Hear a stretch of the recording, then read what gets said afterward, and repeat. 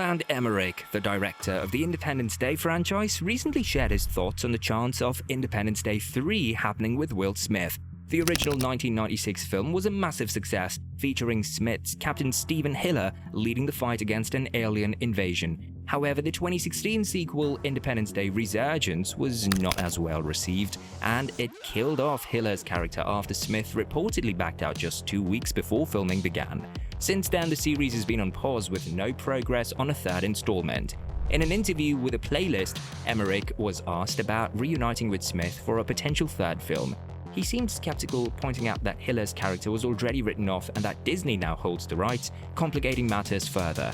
Emmerich said, "Well, yeah, I've been like, Will's character died in number 2. But also, Disney now has the decision to make it, which is even worse, because they never ever did my deal." The first Independence Day was a game changer in the 1990s, solidifying itself as a blockbuster classic. Will Smith was just hitting his stride as a major movie star, and the film also showcased standout performances by Jeff Goldblum and Bill Pullman. Add in the jaw-dropping visual effects, like the unforgettable destruction of the White House, and it's no surprise the movie became an icon of the era. Unfortunately, the 2016 sequel, Independence Day Resurgence, didn't live up to the legacy. Even with Roland Emmerich back in the director's chair and Goldblum returning as Levinson, the film was a critical misfire. It picks up 20 years after the original, but has only 29% critics' score on Rotten Tomatoes, with a 30% audience score. That's a far cry from the original's 68 and 75%. While Resurgence delivered some cool visuals, it doubled down on one of the original's main weaknesses: a lack of character depth and emotional impact. Financially, the sequel was also underwhelming. The first film earned a jaw-dropping $817.4 million worldwide, while the sequel barely managed $389.7 million, a steep decline. Given this track record, it's hard to imagine a third film faring much better. While the 1996 Independence Day remains a sci-fi and disaster classic, maybe it's time to let the franchise rest. On the flip side, Independence Day 2 writer-producer Dean Devlin recently spilled some details about the original plans he and Roland Emmerich had for Will Smith's character. In an interview with Yahoo Entertainment, Devlin shared how the story was initially developed with Smith in mind and even got the green light from 20th Century Fox before Smith walked away from the project. Here's what he said.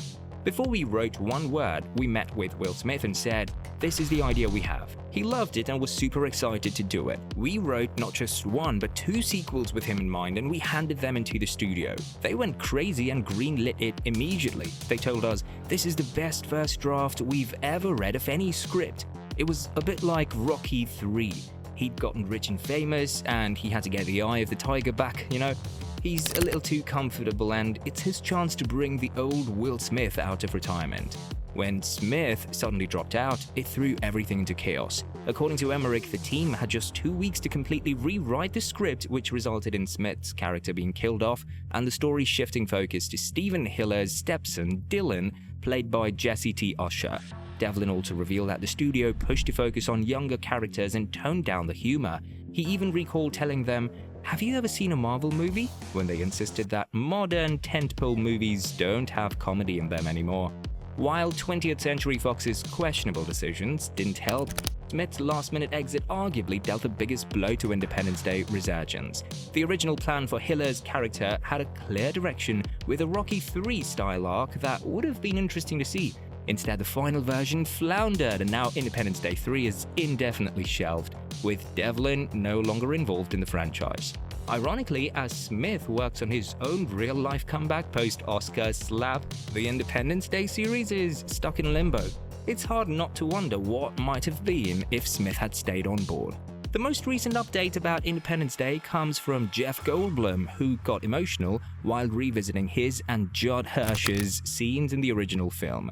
Reflecting on the farewell moment between David and his father Julius before the movie's ending, Goldblum shared how, as a father himself now, he sees the scene with fresh eyes. The heartfelt interaction struck a chord, and Goldblum praising Hirsch for his emotional performance and the film's ability to connect with audiences on a deeper level. Here's what Goldblum had to say. "How sweet. Wow. Now, having kids myself, a 7-year-old and a 9-year-old, I can't imagine what it's like if they took a risk as radical as that seemed to be and have to possibly say goodbye for the last time. It would be excruciating. I can imagine that being real. Judd Hirsch, I love him to pieces. It's fun to go to movies that make you cry. I show movies to my kids and they see me boo-hooing and they're like, "Dada, what's the matter?" And I say, "It's so sad." So, a little of that was working on me as I pretended he was my father. This reaction highlights a side of Independence Day that's often overlooked. While the film is widely celebrated for its epic action sequences and groundbreaking special effects, who could forget the White House explosion? Its heart lies in the relationships between its characters.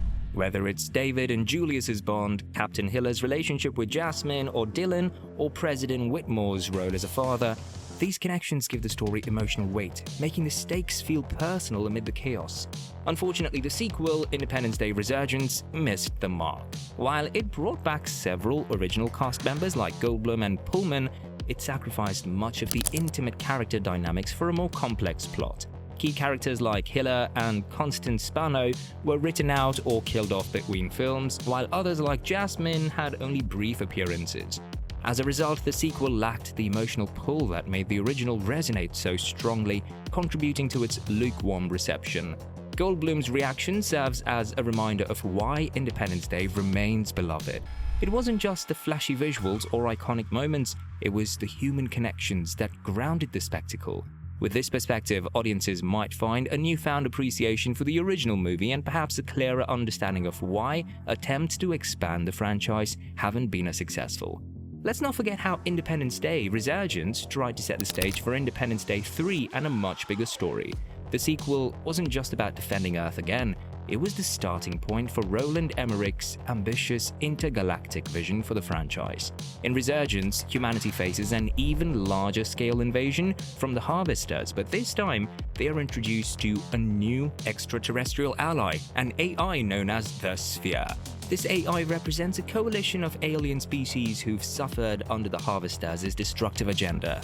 The Sphere proposes an alliance, urging humanity to join the fight against their common enemy and take the battle straight to the Harvester homeworld. The plan for Independence Day 3 was to build on this setup. Humanity, along with its new allies and the Earth Space Defense Team, featuring Jake Morrison, Dylan Hiller, Patricia Whitmore, and Dr. David Levinson, would bring the fight to the Harvesters' turf. This interstellar war would have expanded the scope of the series, moving beyond Earth and into epic space battles, potentially laying the groundwork for even more sequels. Though Resurgence underperformed and put these plans on ice, the concept of humanity teaming up with alien species for a galactic showdown remains an intriguing what could have been for the franchise. The groundwork was there, but unfortunately, Resurgence didn't quite capture the magic of the original, leaving the series' ambitious future stuck in limbo. And that's that for today's video. Thanks for watching and we'll see you in the next one.